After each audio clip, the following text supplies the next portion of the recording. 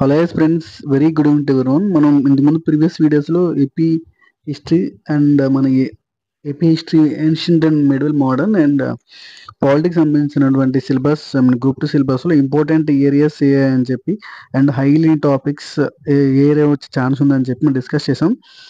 So video ఫార్మాట్లో ఎవరైనా video miss చేయండి, డిస్క్రిప్షన్ లింక్ ఇస్తాను. సో వీలైతే చూసే ప్రయత్నం చేయండి.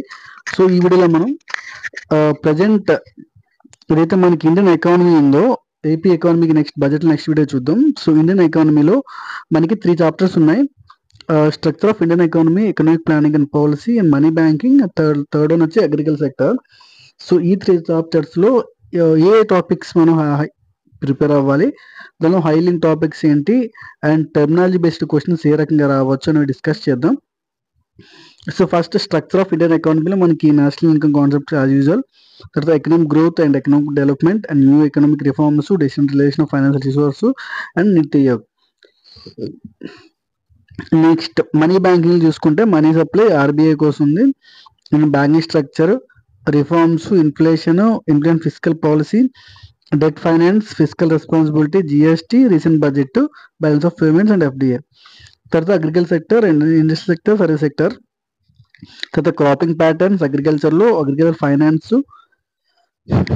Agriculture pricing and policy, MSP కోసం ఉంది. ఇండస్ట్రియల్ డెవలప్మెంట్ ఇన్ ఇండియాలో patterns and problems, industrial policy, disinvestment, EOD, industrial sickness కోసం ఉంది. సర్వీస్ సెక్టర్లో మనకి growth and contribution of service sector and role of IT and IT enable services in India. So ఈ టోటల్గా మనకి ఇండియన్ ఎకానమీ ఈ syllabus. So మనం ఈ 3 చాప్టర్స్లో ఏ ఏరియాస్ బాగా హైలైట్ చేసి ప్రిపేర్ అవ్వాలి, స్కోరింగ్ ఏరియాస్ రకంగా చూసుకుంటే అవి మనం డీటెయిల్గా డిస్కస్ చేద్దాం.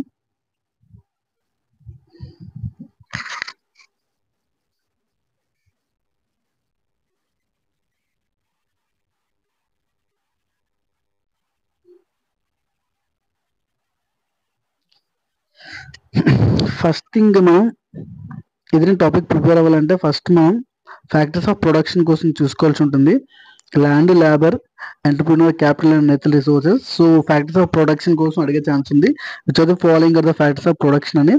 తర్వాత గూడ్స్లో మీరు చూసుకుంటే ఈ యొక్క టాపిక్ చదివినప్పుడు గూడ్స్లో ఇంటర్మీడియట్ గూడ్స్ అంటే ఏంటి, ఫైనల్ గూడ్స్ అంటే ఏంటో కూడా చూడాల్సి ఉంటుంది. దానిలో డ్యూరబుల్ ఏంటి, నాన్ డ్యూరబుల్ గూడ్స్ అంటే ఏంటి, సర్వీసెస్ ఏముంటాయి కూడా చూసుకోవాలి. దీంతోపాటు మనకి టైప్స్ ఆఫ్ గూడ్స్లో మనకి కన్జంప్షన్ గూడ్స్ అంటే ఏంటి, క్యాపిటల్ గూడ్స్ అంటే ఏంటి, తర్వాత డ్యూరబుల్ కన్జంప్షన్ గూడ్స్ అంటే జస్ట్ డెఫినేషన్స్ చూసి ఎగ్జాంపుల్స్ చూసుకోవాలి. నాన్ డ్యూరబుల్ గూడ్స్ అంటే ఏంటి, డ్యూరబుల్ గూడ్స్ అంటే ఏంటి, మనకి లైఫ్ పీరియడ్ ఎక్కువ ఉంటుంది, వాళ్ళకి మేబీ ఒక ఎలక్ట్రానిక్స్ కానీ ఫర్నిచర్స్ కానీ ఉంటుంది. నాన్ డ్యూరబుల్ గూడ్స్ అంటే లైఫ్ టైం తక్కువ ఉంటుంది. సో ఏంటంటే కాస్మెటిక్స్, ఫ్యూయల్, పేపర్ ఇట్లాంటివి అనమాట. తర్వాత క్యాపిటల్ గూడ్స్ అంటే ఏంటి, high large amount of investment పెట్టేది, ట్రాక్టర్స్ కానీ బస్సెస్, హెవీ వెహికల్స్ ఇట్లాంటి క్యాపిటల్ గూడ్స్ కింద వస్తుంది. సో ఇట్లాంటివన్నీ చూసుకోవాలి. ఇంటర్మీడియట్ గూడ్స్ అంటే ఏంటి, ఫైనల్ అంటే జస్ట్ డెఫినేషన్స్ చూసుకోవాలి. అంటే ఎగ్జామ్లో వచ్చే ఛాన్స్ ఉంటుంది. డైరెక్ట్గా డెఫినేషన్స్తో కొన్నిసార్లు మనం బాగా టఫ్ ప్రిపేర్ అవుతాం, ఈజీ టాపిక్స్ వదిలేస్తాం. అదైనాక మనకి జీడిపిలో మనకి మెథడ్స్ ఉన్నాయి.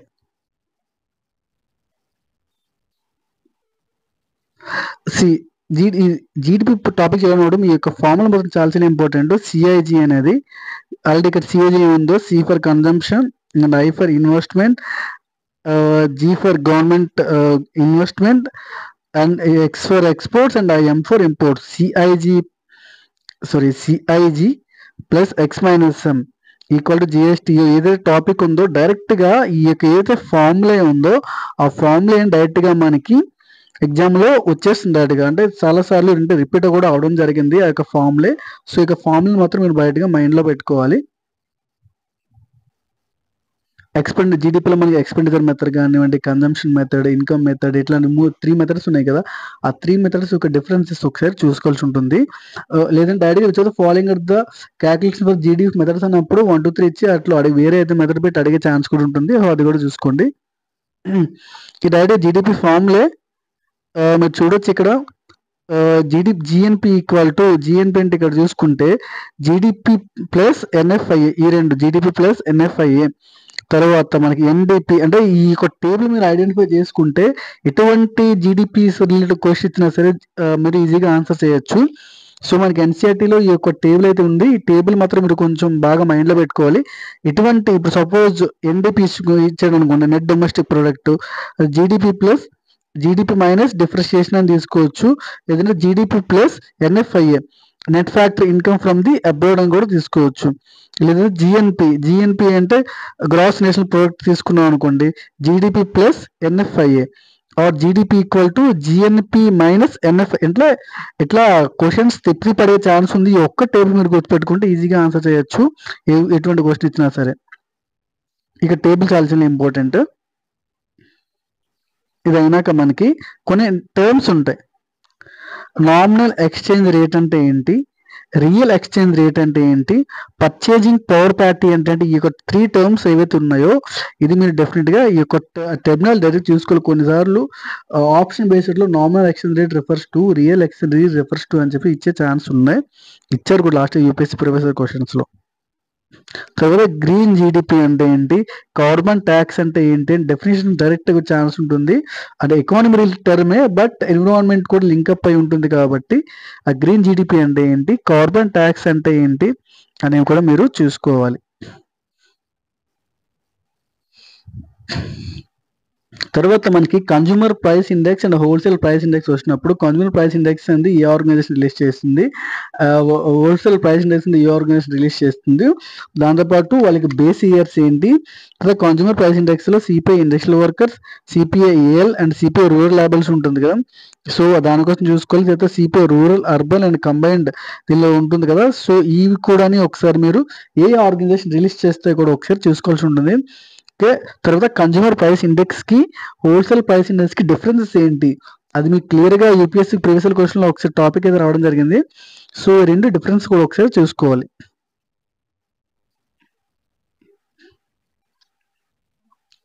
తర్వాత ఫైనాన్షియల్ మార్కెట్ లో 2 types, capital market and money market.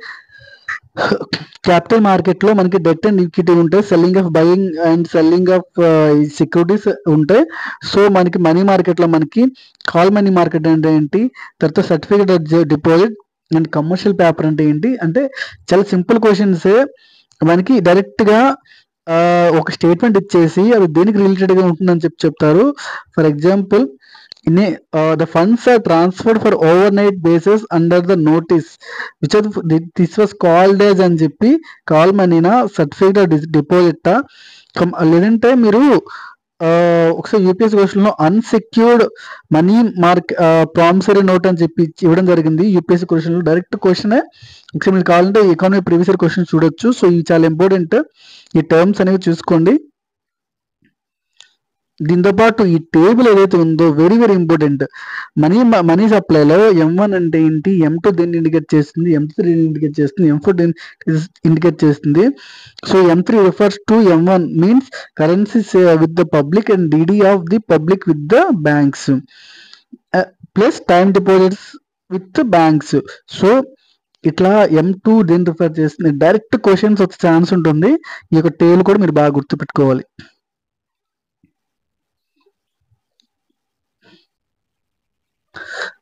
దీంతో పాటు డిమానిటైజేషన్ ఏ రోజు జరిగింది, వెరీ ఇంపార్టెంట్. డిమానిటైజేషన్ ఆల్రెడీ గుర్తుంది కదా, ఎక్కువగా డేట్ అది ఇంపార్టెంట్.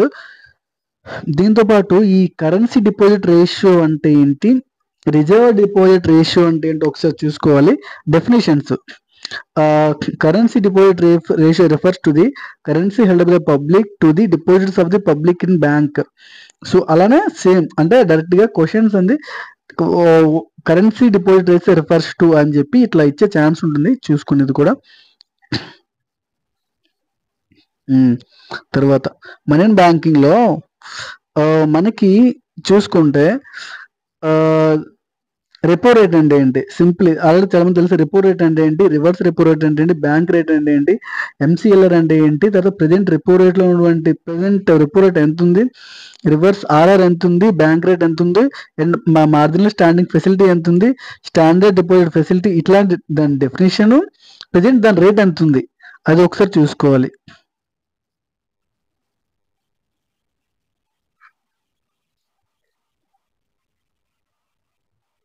అది సేమ్ లిక్విడ్ అడ్జస్ట్మెంట్ ఫెసిలిటీలో ఇవన్నీ వస్తాయి. CRR, cash reserve ratio, statutory liquidity ratio ఎంత ఉంది, ఈ టర్మ్స్ అని అడగచ్చు. లేదంటే ప్రెజెంట్ దాని రేట్ ఎంత ఉందని కూడా అడిగే ఛాన్స్ ఉంటుంది.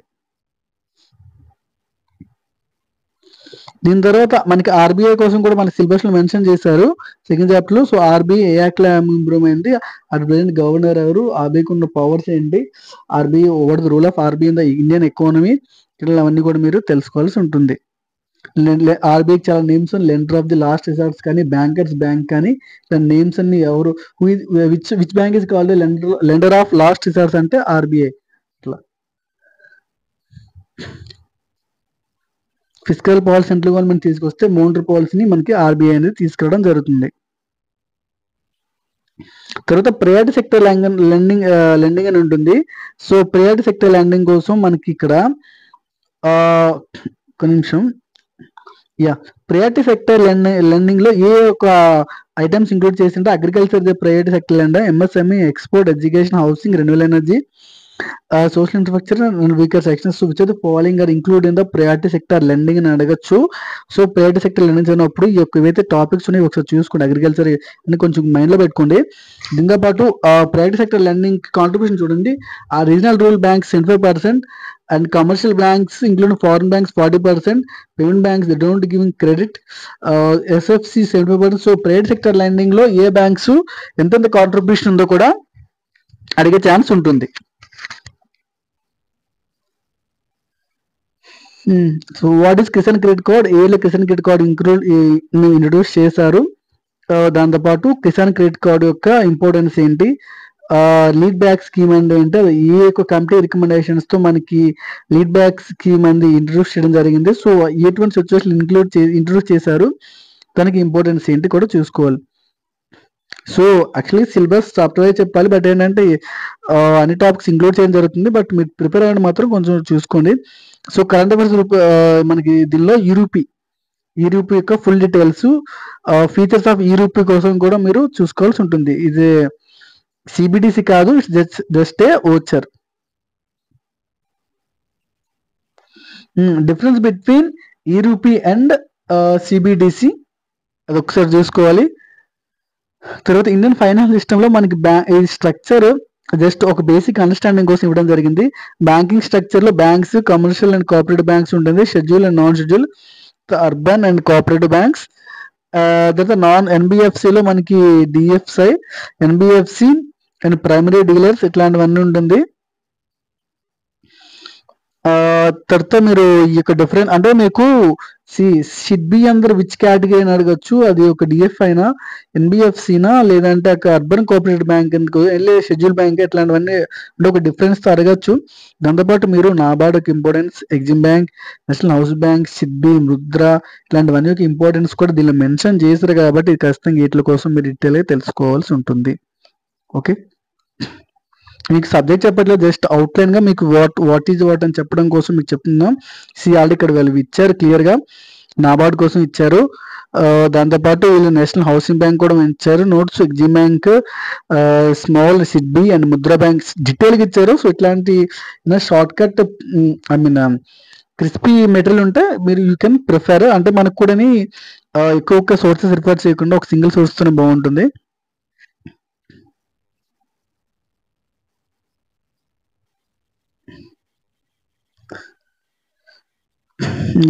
What is base rate and what is MCLR, marginal cost of lending rate and external benchmark rate present ఇది ఎంత అమౌంట్లు చూసుకోవాలి. తర్వాత మనకి ఎఫ్డిఏ టాపిక్ ఉంది సెకండ్ చాప్టర్ లో. ఎఫ్డిఏకి ఎఫ్ఐఏకి డిఫరెన్సెస్ ఏంటి, ప్రెసెంట్ ఏ సెక్టర్ లో ఎంతెంత ఎఫ్డిఐ గవర్నమెంట్ అంతా అలౌ చేస్తుంది, డిఫెన్స్ సెక్టర్ లో ఎంత, న్యూక్లియర్ సెక్టర్ లో ఎంత, ఇన్సూరెన్స్ సెక్టర్ లో ఎంత, అగ్రికల్చర్ సెక్టర్ లో ఎంత ఉంది, సో ఇట్లాంటి వేరే సెక్టర్స్ లో ఎస్ఎన్డీలో ఎంత ఉంది, సో వేరే సెక్టర్స్ లో ఎఫ్డిఐ అనేది ఎంత వరకు అలౌ చేస్తున్నారని చెప్పొచ్చు. దాంతోపాటు ఎఫ్డిఐకి ఎఫ్ఐఐకి డిఫరెన్సెస్ ఏంటి డీటెయిల్ ఫార్మేట్ లో చదవాల్సి ఉంటుంది. అండ్ 2023-24లో ఇండియాకి ఎఫ్డిఐస్ ఎంత వచ్చాయి, ఏ కంట్రీ నుండి ఎక్కువ ఎఫ్డిఐస్ వచ్చాయి అది కూడా తెలుసుకోవాల్సి ఉంటుంది. ఎఫ్డిఐలో విచ్ స్టేజ్ ఫస్ట్ ప్లేస్ అని కూడా చూసుకోవాలి. ఇక్కడ వాళ్ళు ఇచ్చారు 2021-22 వరకు ఇచ్చారు. సో రిమైనింగ్ కరెంట్ అప్డేట్ లో మీరు చూసుకోవాలి. తర్వాత ఈసీబీ ఎక్స్టర్నల్ కమర్షియల్ బారోయింగ్స్ కి మసాలా బాండ్స్ కి డిఫరెన్స్ ఏంటి, అట్లీస్ట్ లేదంటే ఈసీబీస్ అంటే ఏంటి, మసాలా బాండ్స్ అంటే ఏంటి, డెఫినేషన్స్ చూసుకోవాలి. తర్వాత బ్యాలెన్స్ ఆఫ్ పేమెంట్ టాపిక్ ఉంది మనకి బడ్జెట్ లో సెకండ్ చాప్టర్ లో. Current account deficit, current account and capital account.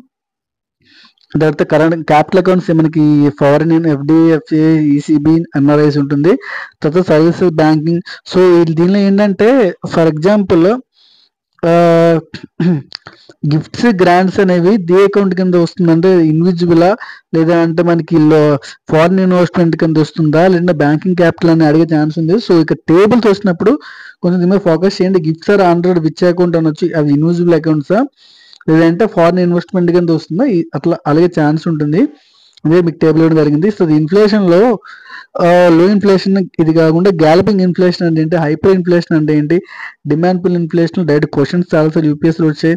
తర్వాత కాస్ట్ పుట్ ఇన్ఫ్లేషన్, తర్వాత ఇన్ఫ్లేషన్ కి, డిఫ్లేషన్ కి, రిఫ్లేషన్ కి ఇట్లా డిఫరెన్స్ ఏంటి, డిస్ఇన్ఫ్లేషన్ ఒక కర్వ్ ఉంటుంది, ఆ కర్వ్ డిఫరెన్సెస్ చూసుకోవాలి. అయితే సి డిఫ్లేషన్ అంటే ఏంటి, డిస్ఇన్ఫ్లేషన్, డిఫ్లేషన్, రిఫ్లేషన్ డిఫరెన్స్ ఏంటి చూడాలి, ఆ కర్వ్ అబ్జర్వ్ చేయాల్సి ఉంటుంది. దీంతో పాటు మీకు ఫిలిప్స్ కర్వ్, అన్ఎంప్లాయ్మెంట్ కి inflation rate difference of what Phillips curve ఏ ఒక్క పారామీటర్స్ తీసుకుంటుందంటే అన్ఎంప్లాయ్మెంట్ అండ్ ఇన్ఫ్లేషన్. దీంతో పాటు లారెన్స్ కర్వ్, కుజినెట్ కర్వ్ ఇట్లాంటివన్నీ కూడా ఉన్నాయి కదా, అవి కూడా మీరు చూసుకోవాలి. ఆ కర్వ్స్ దాని కర్వ్ దేనికోసం ఉంటుంది. దీంతో పాటు కొన్ని ప్రీవియస్ క్వశ్చన్స్ అయితే మీరు ప్రిపేర్ చూసుకోవాలి. సో దీనిలో ప్రీవియస్ క్వశ్చన్స్ చూస్తున్నారు కదా, మనీ మల్టిప్లయర్ అంటే ఏంటి, దీంతో పాటు మనకి ఇట్లా మనం ఆల్రెడీ చెప్పాం కదా అగ్రిగేట్స్ కోసం M1 M2 M3 దాని మీద క్వశ్చన్ వచ్చింది. కిసాన్ క్రెడిట్ కార్డు కోసం డిస్కస్ చేసిన అదే మీద క్వశ్చన్ వచ్చింది. తర్వాత మీకు చెప్పాం కదా కమర్షియల్ పేపర్ అంటే ఏంటి, సర్టిఫికేట్ డిపాజిట్ ఏంటి, కాల్ మనీ అంటే ఏంటి, జీరో కూపన్ బాండ్స్ అంటే వీటి మీద ఆల్రెడీ మీకు చదవమని చెప్పి సో దాని మీద క్వశ్చన్ వచ్చింది. ఫారెన్ డైరెక్ట్ ఇన్వెస్ట్మెంట్ కోసం చూసాం, దాని మీద క్వశ్చన్ వచ్చింది. సో ఇట్లా ఏ టాపిక్స్ మనకి క్వశ్చన్ వచ్చే అవకాశం ఉందో సో అవి మాత్రం మ్యాక్సిమం డిస్కస్. కొన్ని అసెట్ రీకన్స్ట్రక్షన్ కంపెనీస్ కోసం దానితో పాటు మనకి ఈ సర్ఫేస్ యాక్ట్ కోసం చూసుకోవాల్సి ఉంటుంది. వాట్ ఈ సర్ఫేస్ యాక్ట్ ఇంపార్టెన్స్.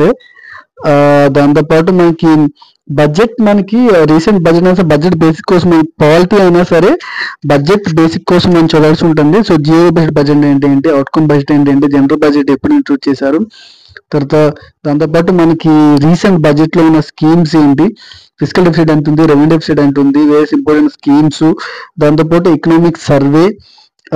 ప్రజెంట్ ఏంటంటే నెక్స్ట్ ఇయర్ గ్రూప్ కి అప్పుడు బడ్జెట్ వచ్చినా సరే ప్రీవియస్ ఇయర్ బడ్జెట్ ఇంపార్టెంట్ గా తీసుకొని చదవాల్సి ఉంటుంది, దాంతోపాటు సర్వే కూడా. సో ఆ బడ్జెట్ ఒక పాలిటీ బేసిక్ ఏవైతే థీమ్స్ ఉన్నాయో సిఎఫ్ఐ కోసం, కంటిన్యూన్సీ ఫండ్ అండ్ కన్సల్టేటివ్ ఫండ్ ఇట్లాంటి వాటి కోసం మీరు చూసుకోవాల్సి ఉంటుంది. సో ఇది దాంతోపాటు బడ్జెట్ లో రెవెన్యూ అండ్ క్యాపిటల్ బడ్జెట్ లో revenue receipts, capital receipts, expenditures అవన్నీ కూడా మీరు చూసుకోవాల్సి ఉంటుంది. అలాగే చెప్పాను కదా CFI కంటిన్యూన్సీ and consolidated fund of India కోసం కూడా మీరు చూసుకోవాలి. తర్వాత మనకి డెఫిసిట్ లో ఫిక్సల్ డెఫిసిట్ అంటే ఏంటి, రెవెన్యూ డెఫిసిట్ అంటే ఏంటి, ప్రైమరీ డెఫిసిట్ అంటే ఏంటి, ఎఫెక్టివ్ రెవెన్యూ డెఫిసిట్ అంటే ఏంటి, ఆ డిఫరెన్సెస్ కూడా ఒకసారి చూసుకోవాలి. అండ్ వాటి యొక్క వాల్యూస్ కూడా మీరు నోట్ చేసుకోవాలి. డైరెక్ట్ మీనింగ్ కానీ క్వశ్చన్స్ కానీ వచ్చే ఛాన్స్ ఉంటుంది. సో ఇది ప్రజెంట్ ఎఫ్డి ఎంత ఉంది, సంథింగ్ అది ఎంత ఉందని. దీంతో పాటు ట్యాక్స్ స్ట్రక్చర్ లో మనకి డైరెక్ట్ ట్యాక్స్ ఏంటి, ఇండైరెక్ట్ ట్యాక్స్ ఏంటి, సెంట్రల్ స్టేట్ ట్యాక్స్ ఏంటి, దాని మనకి ఈ ట్యాక్సెస్ కోసం కూడా తెలుసుకోవాలి ఉంటుంది. ఏ డైరెక్ట్ ట్యాక్స్, ఏ ఇండైరెక్ట్ ట్యాక్స్, ఆ ట్యాక్స్ యొక్క ఇంపార్టెన్స్ ఏంటి, కస్టమ్ ట్యాక్స్ అంటే ఏంటి, వ్యాట్, ఎక్సైజ్ డ్యూటీ ఇట్లా ట్యాక్స్. ఆల్రెడీ కొన్ని ట్యాక్స్ మనకి సెక్యూరిటీ ట్రాన్సాక్షన్ ట్యాక్స్ కానివ్వండి, దాని తర్వాత మనకి జిఎస్టీ కోసం ఆల్రెడీ వస్తుంది. తర్వాత కార్పొరేట్ ట్యాక్స్ కానివ్వండి, తర్వాత ఇన్కమ్ ట్యాక్స్, ఈ డైరెక్ట్ ట్యాక్స్ దీనిలో ఏ పార్ట్ లో డైరెక్ట్ ట్యాక్స్ ఉన్నాయి, ఏ ఇండైరెక్ట్ ట్యాక్స్ ఉన్నాయి కూడా మీరు చూసుకోవాల్సి ఉంటుంది. దీని తర్వాత మనకి ట్యాక్స్ స్లాబ్స్ మార్చారు కాబట్టి మనకి 0 to 3 lakhs అయితే నిల్ ఉంటుంది, 3 to 6 lakhs అయితే మనకి ఇన్కమ్ ట్యాక్స్ 5% క్లెయిమ్ చేయాలి.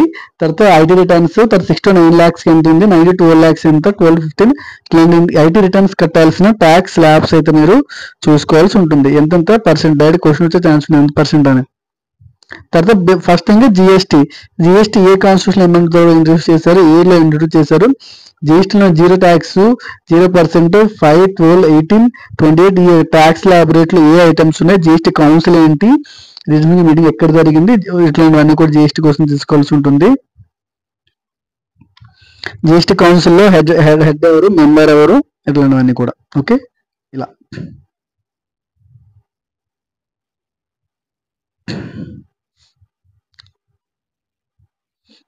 కరెంట్ అఫైర్స్ చూసుకుంటే e-way bill, GST compensation cess ఇట్లాంటివన్నీ చూసుకోవాలి, current affairs related part.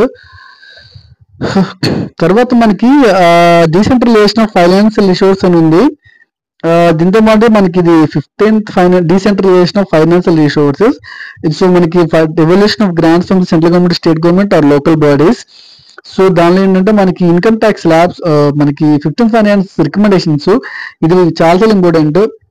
Income distance ఎంత పర్సెంట్ వాళ్ళు ఇస్తారు, పాపులేషన్ ఎంత పర్సెంట్ ఉంది, దానిలో డెమోగ్రఫిక్ పెర్ఫార్మెన్స్ ఎంత, స్టేట్ ఏరియా ఎంత, ఫారెస్ట్ అండ్ ఎకాలజీ, ఇట్లాంటివన్నీ డైరెక్ట్ గా మ్యాథ్ ఫాలోయింగ్ అని డైరెక్ట్ క్వశ్చన్స్ వచ్చే ఛాన్స్ ఉంటుంది. దాని తర్వాత గ్రాంట్ నీడ్స్ ఆర్టికల్ 275 కోసం తెలుసుకోవాలి. తర్వాత రెవెన్యూ డిఫరెన్స్ గ్రాంట్స్ ఏంట, లోకల్ బాడీ గ్రాంట్స్, తర్వాత మనకి డిజాస్టర్ మేనేజ్మెంట్ గ్రాంట్స్ ఇవన్నీ ఉన్నాయి కదా. సో ఈ develop grants from the central to the state or local bodies కోసం అయినప్పుడు దీనికోసం తెలుసుకోవాలి. కిందపడి నీతి ఆయోగ్ వాళ్ళు మెన్షన్ చేయలేదు, నీతి ఆయోగ్ కోసం కూడా ఆల్రెడీ నెక్స్ట్ వస్తుంది నీతి ఆయోగ్. దీంతో పాటు సెంట్రల్ స్పాన్సర్ స్కీమ్స్ ఏమి ఉన్నాయి, సెంట్రల్ సెక్టార్ స్కీమ్స్ ఏంటి, సెంట్రల్ స్పాన్సర్ అంటే 50, 70, 30, 75, 25, 90, 10 ఇలాంటి సెంట్రల్ స్పాన్సర్ ఉంటుంది. సెంట్రల్ సెక్టార్ మనకి 100% సెంట్రల్ గవర్నమెంట్ మనకి సపోర్ట్ చేసే స్కీమ్స్ అవి.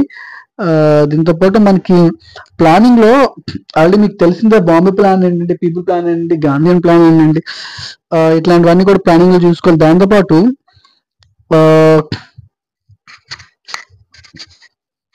ఒక నిమిషం,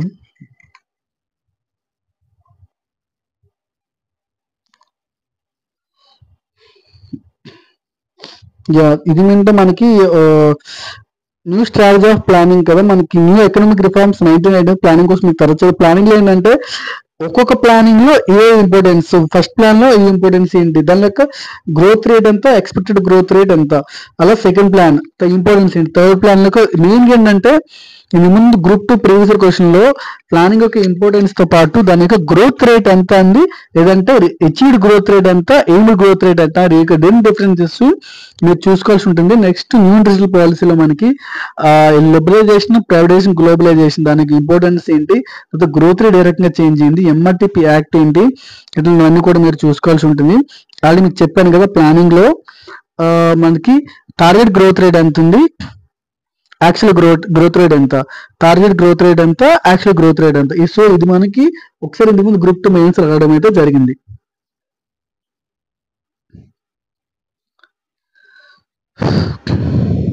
సేమ్ అంతే, 9th ప్లాన్ కానీ 10th ప్లాన్ కానీ వాళ్ళకి ఇంపార్టెన్స్ ఏంటి, టార్గెటెడ్ గ్రోత్ రేట్ ఎంత, యాక్చువల్ గ్రోత్ రేట్ ఎంత, అది ఒకసారి చూసుకోవాలి. తర్వాత నీతి ఆయోగ్ ఇంపార్టెన్స్ ఏంటి, నీతి ఆయోగ్ స్టాట్యూటరీ బేస్ ఏంటి, ఎప్పుడు ఏర్పాటు చేశారు, నీతి ఆయోగ్ రిపోర్ట్స్ ఏంటి, మీరు చూడొచ్చు నీతి ఆయోగ్ రిపోర్ట్స్ మనకి.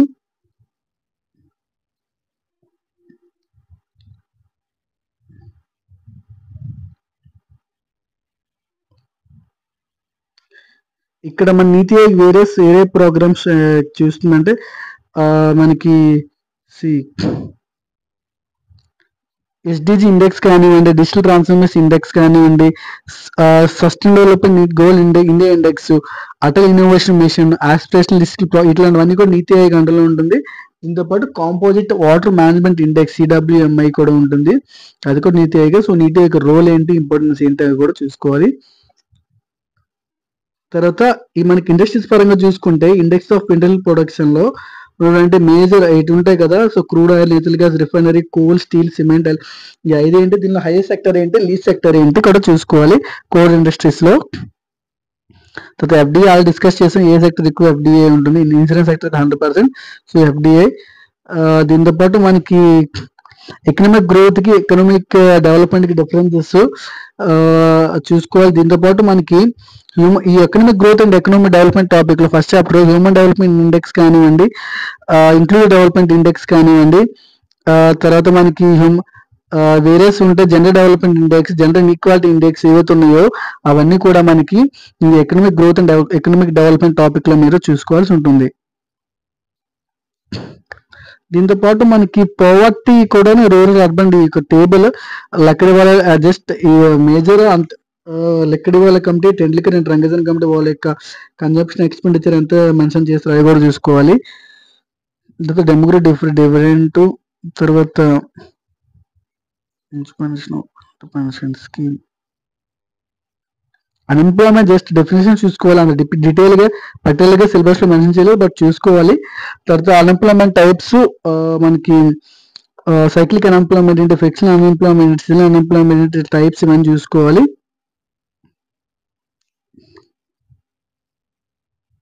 తర్వాత కర్వ్స్ ఆల్రెడీ చెప్పారు కదా, లారెన్స్ కర్వ్ ఇట్లాంటివన్నీ కదా. దాంతోపాటు మనకి యూనివర్సల్ బేసిక్ ఇన్కమ్ ఇవన్నీ దాని కిందకి వస్తుంది. తర్వాత అగ్రికల్చర్ సెక్టర్ లో అగ్రికల్చర్ ప్రెజెంట్ మనకి ఇండియాలో ఉన్న ల్యాండ్ ఫార్మింగ్, తర్వాత మనకి మార్జినల్ స్టాండ్ ఆఫ్ ఇది, తర్వాత sorry agriculture basic land holding ఎంత ఉంది, తర్వాత మనకి అగ్రికల్చర్ మనకి ఎంఎస్పి క్రాప్స్ ఏంటి, తర్వాత ఖరీఫ్ క్రాప్స్ ఏంటి, రబీ క్రాప్స్ ఏంటి, అగ్రికల్చర్ సెన్సార్ కోసం వస్తుంది, సెన్సస్ కోసం. తర్వాత క్రాపింగ్ ప్యాటర్న్స్ ఏంటి మనకి, తర్వాత కొన్ని అగ్రికల్చర్ స్కీమ్స్ డ్రిప్ ఇరిగేషన్ కానీ స్ప్రింక్లర్ ఇరిగేషన్ కానీ, ప్రధానమంత్రి పిఎం కిసాన్, ప్రధానమంత్రి ఫసల్ బీమా యోజన, ప్రధానమంత్రి కృషి సించాయ్ యోజన, ఏదైతే అగ్రికల్చర్ స్కీమ్స్ చూసుకోవాలి. తర్వాత డబ్లింగ్ ఆఫ్ ఫార్మర్స్ ఇన్కమ్ కోసం వాళ్ళు మెన్షన్ చేశారు కాబట్టి దానికోసం చూస్తే ఎంఎస్పిని ఎవరు రిలీజ్ చేస్తారు, ఎవరు సజెస్ట్ చేశారు, ఎంఎస్పి ఉన్న ప్రజెంట్ క్రాప్స్ ఏంటి అవన్నీ కూడా చూసుకోవాలి అగ్రికల్చర్ రిలేటెడ్ గా. తర్వాత CACP commission of agriculture cost and price MSP మనకి రికమెండ్ చేసేది. తర్వాత దానిలో A2 అంటే ఏంటి, A2 ప్లస్ FL ఏంటి, C2 అంటే ఏంటి, తర్వాత మనకి కమిటీ రికమెండేషన్స్. తర్వాత మనకి blue revolution, green agriculture revolutions లో మనకి గ్రీన్ రెవల్యూషన్ లో మనకి బ్లూ రెవల్యూషన్, గ్రీన్, ఎల్లో ఇలాంటి పింక్ రెవల్యూషన్స్ అన్ని కూడా మీరు చూసుకోవాలి. ప్రీవియస్ క్వశ్చన్స్ ఇవన్నీ. తర్వాత క్రాపింగ్ ప్యాటర్న్స్ లో ఏ ఇంపాక్ట్ చేస్తే క్లైమేట్, సాయిల్, టెక్నాలజీ ఇవన్నీ క్రాపింగ్ ఇంపాక్ట్ చేస్తాయి. తర్వాత మోనో క్రాపింగ్ అంటే, మిక్స్డ్ క్రాపింగ్ అంటే, మిక్స్డ్ ఫార్మింగ్ అంటే ఏంటి, ఈ డిఫరెన్స్ అంటే చూడడానికి డైరెక్ట్ ఎట్లా ఒకసారి క్వశ్చన్స్ అయితే రావడం జరిగింది. అది mono, multi, mixed, crop rotation, ratooning, mixed farming చెప్పాను కదా, ఇట్లాంటివన్నీ కూడా మీరు చూసుకోవాలి, సిలబస్ లో మెన్షన్ చేశారు. తర్వాత agriculture technology GM crops, GM mustard, BT cotton, BT brinjal ఉన్నాయి కదా, దానికి ఎప్పుడు లెవెల్ ఇస్తారో అట్లాంటివి చూసుకోవాలి. ఎస్ఎన్టీ టాపిక్ బట్ ఇక్కడ కూడా చదవాలి. తర్వాత సబ్సిడీలో మనకి green box subsidies, blue and amber box subsidy కోసం చూసుకోవాలి. అగ్రికల్చర్ రిలేటెడ్ గా మనకి WTO subsidies, ease clause agreement,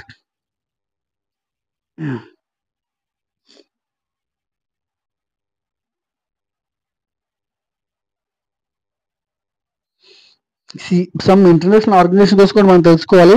మనకి దాని నుండి వరల్డ్ బ్యాంక్, ఐఎఫ్సి వాటి రిపోర్ట్స్ ఏంటి, వాటి డిఫరెన్స్ ఏంటి. ఐఎఫ్సిలో మనకి major important items special drawing rights కానివ్వండి, పేటెంట్ రైట్స్ ఇట్లాంటివన్నీ ఉంటాయి కదా. సో అవన్నీ కూడా మన ఐఎంఎఫ్ కోసం తెలుసు, ఎందుకంటే ఫండింగ్ మెకానిజం మనకు చేస్తుంటాయి. సో ఇవి ఇట్లాంటివన్నీ కూడా మనం వీటి కోసం తెలుసుకోవాల్సి ఉంటుంది. దీంతో పాటు మనకి సెజ్ రూల్స్ ఏంటి, దాంతోపాటు మనకి డిస్ఇన్వెస్ట్మెంట్ లో తర్వాత న్యూ ఇండస్ట్రియల్ పాలసీ మనం డిస్కస్ చేసాం, లిబరలైజేషన్, ప్రైవేటైజేషన్, గ్లోబలైజేషన్ అని చెప్పి. సో అది కూడా ఒకసారి చూసుకోవాలి. దాంతోపాటు మనకి డిస్ఇన్వెస్ట్మెంట్ లో దీపం కోసం తెలుసుకోవాలి. ఆ దీపం దానికి మెయిన్ పర్పస్ ఏంటి, డిస్ఇన్వెస్ట్మెంట్ అంటే ప్రైవేటైజేషన్. సో ప్రెసెంట్ రన్నింగ్ లో ఉంది, దీపం కోసం తెలుసుకోవాల్సి ఉంటుంది. దాంతోపాటు ఈజ్ ఆఫ్ డూయింగ్ బిజినెస్ ఎవరు రిలీజ్ చేసి దాని ఇండియా ర్యాంక్ అని తెలుసుకోవాలి. తర్వాత ఇండస్ట్రియల్ సిగ్నల్స్ కోసం తెలుసుకున్నప్పుడు సికా కోసం తెలుసుకోవాలి. సికా ప్రెసెంట్ అంటే కంపెనీస్ యాక్ట్ లో రిలీజ్ చేయడం జరిగింది. సో అదొకటి ఉంటుంది, I will show you cica.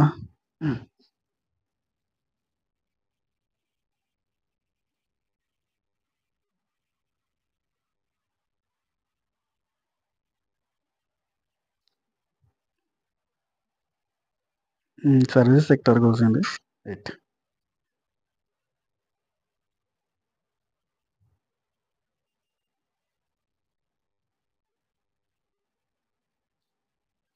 New industrial పాలసీలో మనం ఎల్పిజి రిఫార్మ్స్ కోసం తెలుసుకోవాలి మెయిన్గా. తర్వాత ఎంఆర్టీపీ యాక్ట్ కోసం తెలుసుకోవాలి. తర్వాత గ్రోత్ రేట్స్ ఏ రకంగా చేంజ్ అయ్యాయి, తర్వాత మనకి ఏవైతే ట్రేడ్ రిస్ట్రిక్షన్స్ మనం తగ్గించాం, 18 ఇండస్ట్రీస్ మనం ట్రేడ్ రిస్ట్రిక్షన్ మనం తగ్గించిన దాని గురించి చూస్తే గ్రోత్ రేట్ అంటే ఎఫ్డిఐ లిమిట్ ఎంత, ఇట్లాంటివన్నీ కూడా మనం చూసుకోవాలి న్యూ ఇండస్ట్రియల్ పాలసీలో. తర్వాత సర్వీసెస్ సెక్టార్లో మనకి ప్రజెంట్ ఏంటంటే వీళ్ళు ఇచ్చిన సర్వీస్ సెక్టర్ ఏవైతే ఉన్నాయో మనకి role of IT and IT enable services కానీ సర్వీస్ సెక్టర్ కాంట్రిబ్యూషన్ ఎంత, గ్రోత్ ఎంత, కొంచెం సబ్ సెక్టర్ జీవీ ఎంత ప్రజెంట్, దాంతో పాటు ప్రజెంట్ ఇండియన్ ఎకానమీ సర్వీస్ ఏ రకంగా కాంట్రిబ్యూట్ చేస్తుంది, some trade and transport, hotel, finance sectors, తర్వాత బీపీఎం సర్వీసెస్ కానివ్వండి, తర్వాత పిఎంఐ ఏవైతే మనకి ఈ సర్వీస్ సెక్టర్లో ఉన్నాయో పిఎంఐ ఇండెక్స్ ప్రజెంట్ ఎంత కాంట్రిబ్యూషన్ చేస్తుంది, ఇట్లాంటి సర్వీస్ సెక్టర్ చూసుకోవాలి. PMI index very very important service సెక్టర్లో. దాంతోపాటు మనకి బీపీఎం సర్వీస్ సెక్టర్లు, తర్వాత మనకి హాస్పిటాలిటీ, మనకి హెల్త్ కేర్ సెక్టర్ అంతా సర్వీస్ సెక్టర్ ఎక్కువ మనకి మనకి యొక్క ఏదైతే మనకి foreign health care sector improvement అవి కూడా ఒకసారి చూసుకోవాల్సి ఉంటుంది. తర్వాత ట్రేడ్ అండ్ సర్వీసెస్ ఇట్లాంటివన్నీ కూడా మనకి సర్వీస్ సెక్టర్లో చూడాల్సి ఉంటుంది. కాంట్రిబ్యూషన్స్ మనకి క్లియర్గా బడ్జెట్లో అది సర్వీస్ సెక్టర్ కాంట్రిబ్యూషన్ ఉంటుందో ఒకసారి స్టాటిస్టిక్ డేటా చూసుకోవాలి. అండ్ మనకి సర్వేలో కూడా ఈ కవర్ అవుతుంది. సో ఇది మనకి టోటల్గా 3 చాప్టర్స్ కోసం సమ్ లెంతీగానే ఉంది, బట్ ఏంటంటే ఎకానమీ కొంచెం వ్యాస్ట్ సిలబస్, దాంతోపాటు స్కోరింగ్ ఏరియాస్ కాబట్టి కొంచెం టైం తీసుకోవాల్సి వస్తుంది. సో రిమైనింగ్ ఏదైతే మనకి పాలిటీ అండ్ ఏపీ హిస్టరీ ఉందో మీకు డిస్క్రిప్షన్ లింక్ ఇస్తాను, కూడా ఒకసారి చూడండి. Thank you for watching this video. Thank you.